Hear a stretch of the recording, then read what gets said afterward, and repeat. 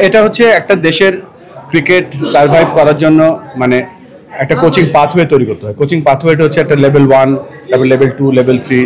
গত বহু বছর ধরে এখানে লেভেল 3 হয়নি, কখনোই হয়নি। বাট অনেক লেভেল 2 কোচ যারা নাকি ওয়েট করছিল নেক্সট স্টেজে কীভাবে যাবে, তাদেরকে আইডেন্টিফাই করেছি আমরা প্রথমেই। আমরা গেম ডেভেলপমেন্ট এবং ক্রিকেট অপারেশনসের সাহায্য নিয়ে কারা কারা বিসিবির এমপ্লয়েড আছে তাদেরকে প্রথমে নিয়েছি। তারপরে কিছু বিদেশ থেকে আমাদের কোচ যারা আছে বিভিন্ন দেশে কাজ করে তারা এসে কোচিং কোর্স করাটার মূল কারণ হচ্ছে যে আমাদের দেশে যারা হাই পারফরমেন্স ক্রিকেটার তাদেরকে যেন আমরা নেক্সট লেভেলে নিয়ে যেতে পারি এবং আমরা কোচরা যাতে ওই ওয়ার্ল্ড ক্রিকেটের কন্টেম্পোরারি কী কী হচ্ছে তারা সেটা জানতে পারবে।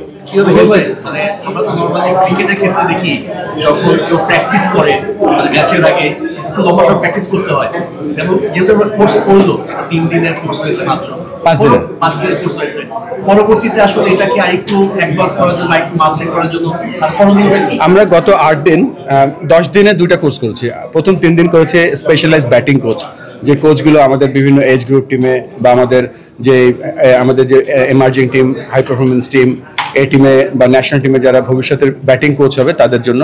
পরবর্তীতে আমরা ফাস্ট বোলিং, তারপরে spin bowling, wicket keeping, fielding করব। আর এই লেভেল 3 কোর্সটার মূল কারণ যেটা হচ্ছে সেটা হচ্ছে যে এদের এই 5 দিনের কোর্সে তো আর একটা লেভেল 3 কোচ হয়ে যায় না।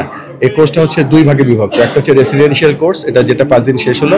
এরপরে তারা 90 দিন ধরে একটা বিভিন্ন প্রজেক্ট নিয়ে কাজ করবে। এই প্রজেক্টগুলো কাজ নিয়ে করার পরে তাদের যে রেজাল্টটা আসবে, রেজাল্টের উপর নির্ভর করবে তারা লেভেল 3 কোয়ালিফাইড কোচ হতে পারছে কিনা।